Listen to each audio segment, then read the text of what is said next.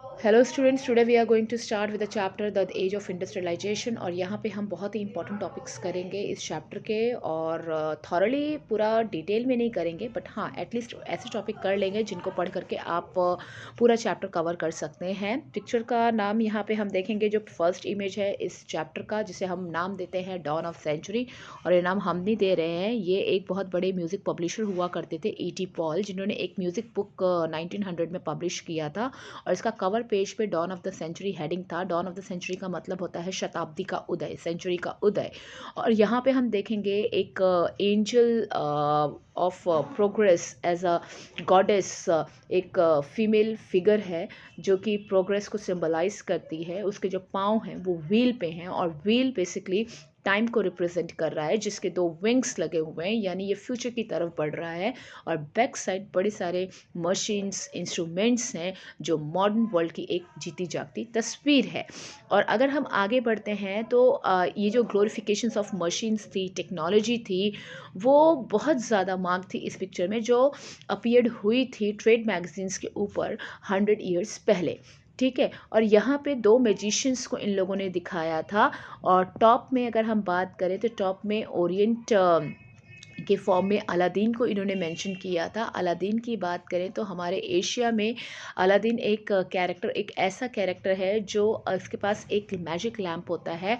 और magic lamp की अगर हम बात करें तो मैजिक लैम्प को वो घिस के वो एक बिल्डिंग्स वगैरह, मॉन्यूमेंट्स वगैरह क्रिएट कर देता था। राइट। अच्छा, और अगर हम यहाँ पे वेस्ट की बात करते हैं या डाउन में हम बात करते हैं, तो डाउन में हम एक ऐसे मैकेनिक्स को देखेंगे, मैकेनिक को देखेगा जिसके पास अपने पास उसके इंस्ट्रूमेंट्स हैं। उन इंस्ट्रूमेंट्स से यहाँ पे फैक्ट्रीज़ या पुल या बाकी शिप्स, ये सब चीज़ों को यहाँ पे बनाया जा सकता है। तो यहाँ पे हम टेक्नोलॉजिकल चेंजेस देख सकते हैं, इनोवेशंस देख सकते हैं, machines, factories, railway, steam ships, ये सब चीज़ देख रहे हैं। तो यहाँ पे हम वेस्ट में एक टेक्नोलॉजिकल प्रोग्रेस यहाँ पे देख सकते हैं। अब यहाँ पे हम बात कर सकते हैं कि क्या ये पिक्चर्स एक रैपिड इंडस्ट्रियलाइजेशन, एक मॉडर्निटी और एक प्रोग्रेस को सिंबलाइज कर रही थी? तो हाँ, इसमें कोई शक नहीं है, ये सोसाइटी के डेवलपमेंट को हम लोग दिखा रहे थे। अच्छा, फिर आता है हमारे यहाँ पे कि भाई इस चैप्टर में हम पूरे के पूरे अपनी हिस्ट्री को देखेंगे, जो कि ब्रिटेन में पहले कैसे इंडस्ट्रियलाइजेशन आया था। उसके बाद हम इंडिया चलेंगे, और यहाँ पे हम बात करते हैं इंडस्ट्रियलाइजेशन से भी पहले कोई पीरियड था क्या, और उसे अगर इंडस्ट्रियलाइजेशन से पहले अगर कोई पीरियड था तो उसे हम क्या नाम देते हैं। तो यहाँ पे हमारा जो फर्स्ट टॉपिक आता है वो आता है प्रोटो इंडस्ट्रियलाइजेशन, जो कि अपने आप में बहुत ही इम्पॉर्टेंट टॉपिक है। और प्रोटो इंडस्ट्रियलाइजेशन की अगर हम बात करते हैं तो प्रोटो इंडस्ट्रियलाइजेशन क्या, the period before the industrialisation is known as proto industrialisation. New word में ये कॉन्सेप्ट दिया हुआ है, फर्स्ट और अर्ली फॉर्म ऑफ समथिंग, मतलब पहले जो कुछ हुआ है। तो अगर इंडस्ट्रियलाइजेशन से पहले प्रोटो लग रहा है तो इट मीन्स ऐसा पीरियड जो इंडस्ट्रियलाइजेशन के पहले था, उसे हम बोल देते हैं प्रोटो इंडस्ट्रियलाइजेशन। अब हम अगर प्रोटो इंडस्ट्रियलाइजेशन की बात करते हैं तो उस वक्त लोग कैसे काम करते थे? क्या पहले भी लोग इंटरनेशनल मार्केट के लिए काम करते थे? तो हाँ, करते थे ना। फैक्ट्री हमारी पहले ही इंग्लैंड में हो रही थी, लेकिन लार्ज स्केल पे इंडस्ट्रियल प्रोडक्शन भी हुआ करता था इंटरनेशनल मार्केट पे, लेकिन ये फैक्ट्री पे बेस्ड नहीं हुआ करते थे। और बहुत सारे हिस्टोरियन इसको प्रोटो इंडस्ट्रियलाइजेशन बोलते हैं। 17th एंड 18th सेंचुरी में मर्चेंट्स फ्रॉम द जो टाउन्स थे, वो कंट्री साइड की तरफ गए। उन्होंने मनी को पीजेंट्स को दिया, आर्टिसंस को दिया, एंड उन्हें मनाया कि भाई आप लोग हमारे लिए काम करें different different parts of the world में। अब इनके जो डिमांड्स से गुड्स के, वो दिन पे दिन ग्रो कर रहे थे, लेकिन जो मर्चेंट्स थे वो बहुत ज़्यादा अपना बिजनेस जो था, अपना प्रोडक्शन एक्सपेंड नहीं कर पा रहे थे टाउन में। और यही रीज़न था कि जो अर्बन क्राफ्ट्स हुआ करता था, जो ट्रेड गिल्ड्स हुआ करता था, वो दिन पे दिन पावरफुल हो रहा था। अब ये एसोसिएशन जो थी बेसिकली ट्रेड गिल्ड्स वगैरह की, वो क्राफ्ट्स पर्सन को या क्राफ्ट पीपल को मेंटेन उनके ऊपर कंट्रोल किया करती थी, प्रोडक्शन के ऊपर कंट्रोल किया करती थी ये ट्रेड गिल्ड्स वगैरह, और कॉम्पिटिशन्स एंड प्राइसेस को कंट्रोल किया करती थी ट्रेड गिल्ड्स। हमें पता है ट्रेड गिल्ड्स का काम यही होता है, कंट्रोल करती हैं बिजनेस वगैरह को। अच्छा, यहाँ पे अगर हम बात करें, यहाँ प्रॉब्लम न्यू मर्चेंट्स के लिए था कि अपना बिजनेस कैसे टाउन में सेटअप करें, और यही रीज़न था कि वो कंट्री साइड की तरफ बढ़ गए। अब कंट्री साइड में बात करें तो पुअर पीसेंट्स एंड आर्टिसंस के पास उतना काम नहीं होता था, उनके पास उतनी ज़मीनें नहीं होती थी, और मतलब बड़ी हालत बुरी थी। तो जितने भी कॉटेजर्स हुआ करते थे, जिनके अपने छोटे छोटे बिजनेस हुआ करते थे, जो पुअर पीसेंट्स हुआ करते थे, जो टोटली कॉमन लैंड वगैरह पे डिपेंडेंट थे अपने सर्वाइवल के लिए, फायरवुड कलेक्ट करना, वेजिटेबल्स कलेक्ट करना, हे एंड स्ट्रॉ, जितनी भी चीज़ें होती हैं वो फ्यूल वुड के लिए कलेक्ट करना, तो वो अल्टरनेटिव सोर्स ऑफ इनकम अपना ढूंढ रहे थे। अब जब ये जो मर्चेंट्स थे, न्यू मर्चेंट्स थे, उन लोगों ने ऑफ़र किया इन लोगों को कि भाई आप लोग हमारे लिए काम करोगे, एडवांस वगैरह हम आपको देंगे, तो पीजेंट्स जो हाउस होल्ड वाले थे उन लोगों ने ईगरली एग्रीड हो गए, जानबूझ करके बहुत ही उत्साह भरे तरीके से उन्होंने बोला ठीक है हम लोग रेडी हो जाएंगे, और वो मर्चेंट्स के लिए काम करने लगे। ठीक है, अब वो अपना कंट्री साइड में छोटा मोटा कल्टीवेशन भी करते थे, और यहाँ से भी इनको इनकम आ रही थी मर्चेंट्स की तरफ से। अब पोटो इंडस्ट्रियल जो प्रोडक्शन था, वो काफ़ी हद तक उनकी जो इनकम थी कल्टीवेशन से उतनी तो नहीं हो रही थी, लेकिन थोड़ी बहुत इनकम उनकी पोटो इंडस्ट्रियलाइजेशन से आने लगी।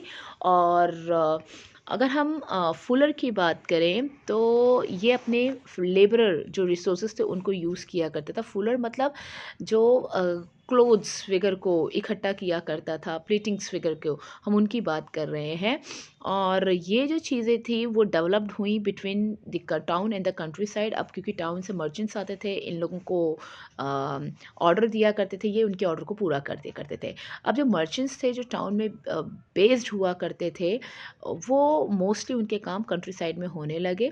अब जो मर्चेंट जो क्लोथियर इंग्लैंड में होता था, वो स्टेपलर से वुल लेता था, ठीक है, और स्पिन करने के लिए मतलब यान बनाने के लिए दिए देता था, ठीक है, और फिर उसके बाद एक लंबा सा स्टेप्स होता था, देन फुलर, उसके बाद डायर के पास जाता था, और फिनिशिंग उनकी फाइनली लंदन में होती थी।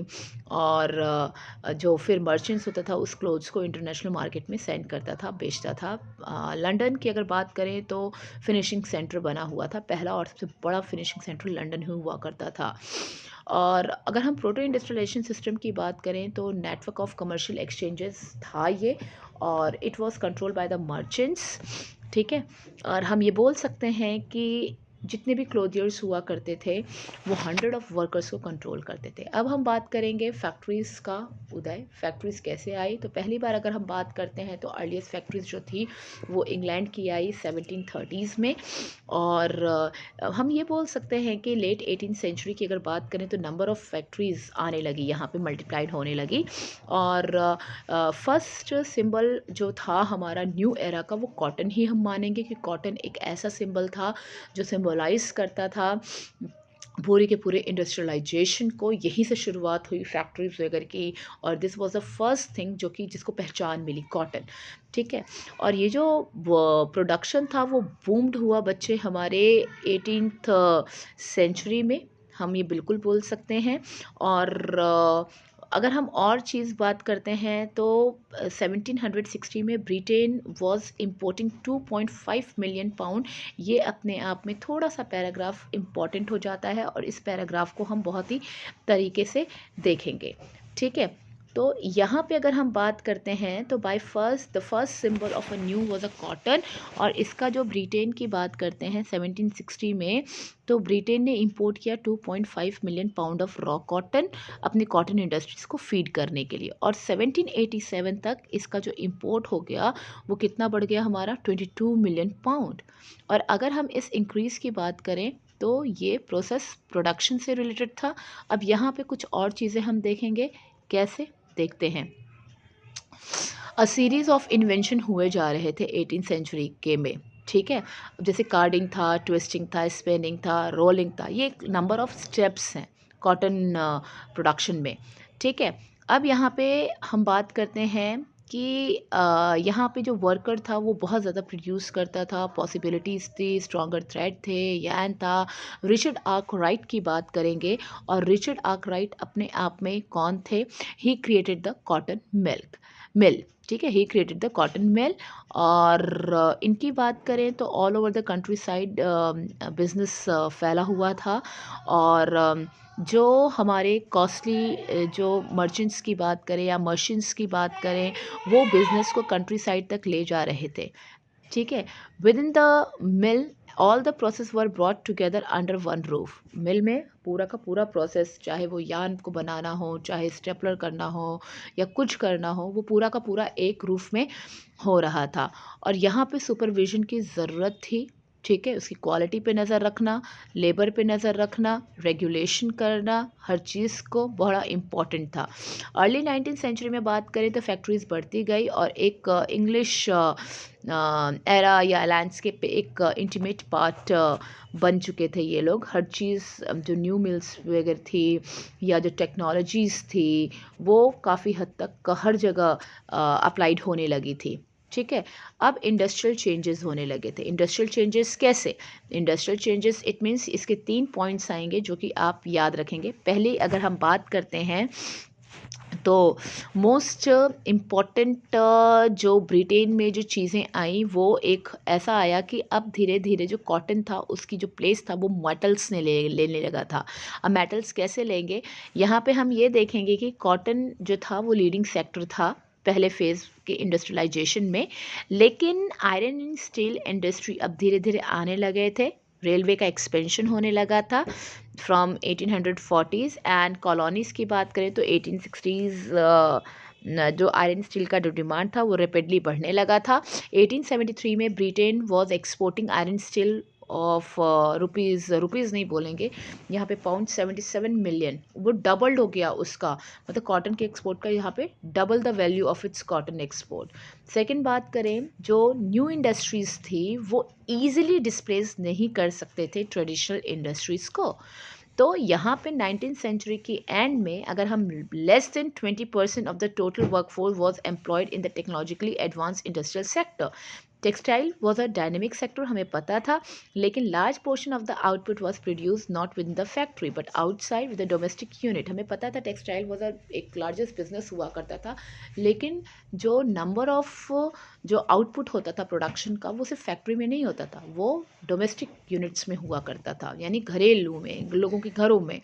और थर्ड की एक इंडस्ट्रियल चेंजेस की बात करें तो यहाँ पे जो ट्रेडिशनल इंडस्ट्री थी वहाँ पे हम बात करें स्टीम पावर्ड या कॉटन मेटल इंडस्ट्रीज़ के थ्रू यहाँ पे जो चेंजेस थे वो नहीं थे। और यहाँ पे अगर हम बात करें, ना ही वो स्टेगनेंट रूप में काम किया करते थे, यहाँ पे इन स्मॉल इनोवेशंस होते थे, वो नॉन मैकेनाइज सेक्टर होते थे, जैसे यहाँ पे फ्रूट प्रोसेसिंग हो गया, बिल्डिंग हो गया, पॉटरी हो गई, सब काम हाथ से होते थे।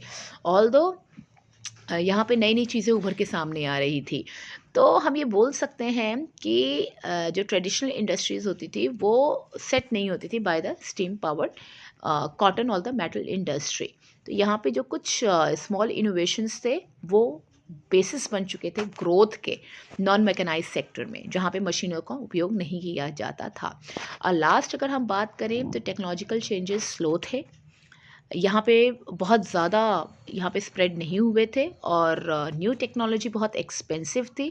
मर्चेंट एंड इंडस्ट्रीज बहुत ज़्यादा कॉशियस हुआ करते थे, तो बहुत ही सोच समझ के स्टेप्स उठाते थे, और एक बार मशीन टूट जाती थी तो उसका रिपेयर बहुत ज़्यादा कॉस्टली होता था, और अगर हम बात करें तो उनको क्लेम करना भी थोड़ा मुश्किल होता था। यहाँ पे हम बात इंजन की करेंगे, स्टीम इंजन की करेंगे। जेम्स वॉट थे, हमें बचपन से सिखाया गया है कि जो जेम्स वॉट थे वो उन्होंने स्टीम इंजन को डिस्कवर किया था। तो भाई हमें पता है कि जेम्स वॉट ने इम्प्रूव किया था स्टीम इंजन को, जिसे प्रोड्यूस करने वाले न्यू कॉमन थे, और पेटेंट द न्यू इंजन इन 1781। किसने पेटेंट कराया? तो ऑब्वियस सी बात है, जेम्स वॉट ने इम्प्रूव्ड किया था, जो कि इंजन को प्रोड्यूस करने वाले न्यू कॉमन थे, और जेम्स वॉट ने ही पेटेंट करवा लिया न्यू इंजन को 1781 को। इसीलिए हम स्टीम इंजन में हमेशा जेम्स वॉट का ही नाम पढ़ते हैं। इनके एक बहुत बड़े इंडस्ट्रीज फ्रेंड हुआ करते थे जिनका नाम था मैथ्यू बॉल्टन। इन्होंने न्यू मॉडल को मैन्युफैक्चर किया और लेकिन उसका कोई भी बायर इन्हें नहीं मिला। ठीक है, अब यहाँ पे हम बात करते हैं कि बिगनिंग में 19th सेंचुरी के there were no more than 321 से ज़्यादा steam engine all over England में नहीं थे। 80 जो इंजन थे वो कॉटन इंडस्ट्रीज़ में थे, 9 वुल इंडस्ट्रीज़ में थे एंड रेस्ट माइनिंग और कैनाल इंडस्ट्रीज़ या वर्कर्स या आयरन वर्क्स में थी। स्टीम इंजन्स की बात करें तो that were not used in any of the other industry till much later in the century. अगर हम बात करें तो पावरफुल जो टेक्नोलॉजी थी उन्होंने एनहेंस किया प्रोडक्टिविटी ऑफ लेबर्स को। और हिस्टोरियन की बात करें अब वो इंक्रीजिंगली रिकॉग्नाइज कर रहे थे टिपिकल वर्कर्स को मिड 19th सेंचुरी में। अब सिर्फ वो मशीन ऑपरेटर ही नहीं थे बल्कि traditional crafts person and labour भी थे। अब हम हैंड लेबर और स्टीम पावर की बात करेंगे। हैंड लेबर की बात करेंगे यानी जो हाथों से काम करते थे। स्टीम पावर इट मीन्स जो स्टीम मेकर से जो मैकेनिकल जो कैम वर्कर्स थे हम उनकी बात कर रहे हैं। ब्रिटेन की बात करें तो यहाँ पे शॉर्टेज लेबर नहीं था। और नहीं था क्यों नहीं था, क्योंकि पॉपुलेशन अच्छी खासी थी और जो पुअर पीजेंट्स थे, वैग्रेंट्स मतलब जो एक जगह से दूसरी जगह पे काम की तलाश में घूमा करते थे। वैसे तो वैग्रेंट का करेक्ट मतलब हो जाता है घुमक्कड़। उन लोगों ने क्या किया, वो सिटीज़ की तरफ बढ़े लार्ज नंबर में सो दैट कि उन्हें जॉब मिल सके। वो काम के लिए वेट किया करते थे। और जो लेबर की बात करते हैं उनकी जो वेजेस थे वो लो थे। ठीक है, अब ये लोग मशीन्स को इंट्रोड्यूस नहीं करना चाहते थे और काफ़ी हद तक ये लोग ह्यूमन लेबर की अगर हम बात करें तो ह्यूमन जो लेबर हुआ करता था, ह्यूमन लेबर को भी ये लोग छुटकारा चाहते थे। मतलब they did not want to introduce machine that got rid of human labour. मतलब ये लोग ऐसी मशीन नहीं चाहते थे जो ह्यूमन लेबर से इनको छुटकारा दिला सके। और लार्ज कैपिटल इन्वेस्टमेंट भी कोई नहीं करना चाहता था क्योंकि भाई मशीन से बहुत कॉस्टली थी, तो कितने लोग मशीन ले पाते। इसीलिए वो चाहते थे कि भाई ऐसी कोई मशीन आ जाए जिसे हाथ से चला सके, जिसको हम ठीक भी कर सकें। और बहुत सारी जो इंडस्ट्रीज़ थी वहाँ पे लेबर का डिमांड सीजनल हुआ करता है। जैसे कपड़े की इंडस्ट्री है, वुलन इंडस्ट्री। अब वुलन इंडस्ट्री में लेबर की कब ज़रूरत होगी, सर्दियों से पहले पहले, और जब गर्मियाँ आ जाती हैं तो फिर लेबर्स की ज़रूरत नहीं, तो वो हम सीजनल लेबर की बात करेंगे। गैस वर्क हो गया, ब्रीवरीज हो गई, specially busy through the cold month में बहुत ज़्यादा बिजी होती थी। ठीक है, अच्छा यहाँ पे अगर हम बात करें तो इन सब इंडस्ट्रीज़ में डिमांड होती थी पीक सीज़न पे जब इसका प्रोडक्शन होता था। बुक बाइंडर्स की बात करें, प्रिंटर्स की बात करें, क्रिसमस कैटरिंग की बात करें, यहाँ पे भी एक्स्ट्रा हैंड्स की ज़रूरत पड़ जाती थी, लेबर्स की ज़रूरत पड़ जाती थी बिफोर दिसंबर। और विंटर एक ऐसा टाइम होता था जहाँ पे शिप्स को रिपेयर किया जाता था। और ऐसे ही इंडस्ट्री में प्रोडक्शन फ्लक्चुएट होता था सीज़न के सीज़न अकॉर्डिंग टू सीज़न। यहाँ पे रेंज ऑफ प्रोडक्ट की बात करें तो हमेशा हैंड लेबर को यूज़ किया जाता था। मशीन्स को ओरिएंटेड मतलब यूनिफॉर्म्स वगैरह या स्टैंडर्डाइज गुड्स वगैरह के लिए मास मार्केट के लिए यूज़ किया जाता था। और यहाँ पे अगर हम बात करें विक्टोरियन ब्रिटेन में जो अपर क्लास होता था, एरिस्टोक्रेट्स होता था या बॉर्गियर्स होते थे, जो उच्च श्रेणी के लोग होते थे, वो हमेशा उन्हीं चीज़ों को प्रेफर करते थे जो हाथों से बनती थी, क्योंकि हाथों की बनी हुई चीज़ आज भी बहुत ज़्यादा कॉस्टली होती है। आप किसी भी क्राफ्ट्स शॉप पे चले जाइए, वहाँ पे हैंडलूम की शॉप में चले जाइए, वहाँ पे हाथों वाली चीज़ हमेशा महंगी होती है। तो ये जो हाई क्लास के लोग थे वो बहुत ज़्यादा रिफाइनिंग चीज़ों के लिए हमेशा हैंडमेड गुड्स प्रेफर करते थे और बहुत ज़्यादा कॉस्टली भी होती थी। ठीक है, और जो मशीन मेड गुड्स हुआ करता थे वहाँ पे सिर्फ और सिर्फ कॉलोनीज़ में एक्सपोर्ट किया जाता था मशीन गुड्स को। ठीक है, अब कंट्रीज़ में लेबर का शॉर्टेज हुआ, इंडस्ट्रीज़ मैकेनिकल पावर को यूज़ करने लगे। ठीक है, और हम कह सकते हैं 19th century America Britain however had no problem hiring human hand. और यहाँ पे फिर जो ह्यूमन हैंड्स थे उन लोगों को ये लोग हायर करने लगे। लाइफ ऑफ वर्कर्स की बात करें तो लाइफ ऑफ वर्कर्स यहाँ पे अगर बात करें तो मार्केट में काफ़ी हद तक एविडेंस था लेबर का। और जो जॉब थी हमारी वो कंट्री साइड में भी हो रही थी। 100 जो लोग थे वो सिटीज़ की तरफ बढ़े और अपने जॉब को पाने के लिए जो फ्रेंडशिप या जो किन रिलेशंस होते थे, बहुत क्लोज रिलेशन, उन पे डिपेंडेंट होते थे। अगर आपके पास रिलेटिव और फ्रेंड होते थे फैक्ट्री में तो आपको बड़ी इजीली जॉब मिल जाती थी। अगर आपका कोई भी नहीं था, कोई कनेक्शन नहीं होता था, तो जॉब सीकर्स को वेट करना पड़ता था हफ्ते भर। बहुत बार जो नाइट्स होती थी वो ब्रिजेस और के नीचे या नाइट शेल्टर में गुजारनी पड़ती थी। नाइट शेल्टर इट मीन्स एक ऐसे रैन बसेरे होते हैं जो रात के वक्त ओपन होते हैं, लोग वहाँ पे स्टे कर लेते हैं। नाइट रिफ्यूजीज़ की बात करें तो अपने जो प्राइवेट इंडिविजुअल्स और जो कैजुअल्स वार्ड्स हुआ करते थे, वो पुअर लॉ अथॉरिटीज़ उनको देखा करती थी। जो सीजनलिटी ऑफ वर्क था, यानी कुछ एक पर्टिकुलर ईयर्स या मंथ के लिए काम बहुत अच्छा चलता था, वो एक प्रोलॉन्ग पीरियड में भी हो जाता था। लेकिन का अगर हम बिज़ी सीज़न की बात करें तो जैसे ही बिज़ी सीज़न अगेन ख़त्म होता था, पुअर स्ट्रीट्स पे वापस आ जाते थे और अपने कंट्री साइड यानी गांव की तरफ निकल जाते थे। ठीक है, वेजेस को काफ़ी हद तक इंक्रीज़ किया गया, लेकिन वेलफेयर की बात नहीं होती थी। अगर हम एवरेज फ़िगर की बात करें तो वेरिएशंस कभी बार छुपा लिया जाता था कि कितना कितना लोग कमाते हैं। और अगर हम बात करते हैं नेपोलियनिक वॉर की, तो वर्कर्स का जो अर्निंग था वो बहुत अच्छा नहीं था। वर्कर्स बहुत ज़्यादा अपने वेजेस पे डिपेंड नहीं होते थे, क्योंकि उनका वेजेस बहुत ही कम होता था। और अगर हम बात करें तो 10% अर्बन पॉपुलेशन बहुत ही ज़्यादा पुअर होती थी। और 1830s की बात करें तो अनएम्प्लॉयमेंट बढ़ने लगी हमारी। और हम ये बात बोल सकते हैं, spinning ginning was the first machine जो इंट्रोड्यूस्ड हुई। ठीक है, और जब वो इंट्रोड्यूस हुई तो वुलन इंडस्ट्री में तो जो वुमेन जो पहले हैंड स्पिनिंग किया करती थी, उन लोगों ने अटैक कर दिया इस स्पिनिंग जेनी पे, सो दैट कि भाई स्पिनिंग जेनी आ गई तो हम काम कैसे करें। तो यहाँ पे वेमेंस का इस चीज़ पे, इस मशीन पे अटैक हुआ था। 1840 की बात करें तो यहाँ पे एक बहुत ज़्यादा ग्रेटर अपॉर्चुनिटी मिली एम्प्लॉयमेंट के लिए। रोड्स को चौड़ा किया जाने लगा, रेलवे स्टेशंस बनाने लगे, रेलवे लाइन को एक्सटेंड करने लगा, टनल्स की डिगिंग आउट होने लगे। ठीक है, ड्रेनेज सिस्टम बढ़ने लगा, सीवर सिस्टम को लेट किया जाने लगा, नंबर ऑफ़ वर्कर्स एम्प्लॉयड होने लगे ट्रांसपोर्ट इंडस्ट्री में। 1840 में इससे डबल हो गए और 30 ईयर्स में और ज़्यादा चीज़ें कुछ चेंजेस हो गई। अब हम बात करेंगे इंडस्ट्रियलाइजेशन इन कॉलोनीज़, जो कि हम ये अगले लेक्चर में करेंगे। आज के लिए इतना काफ़ी है। Thank you.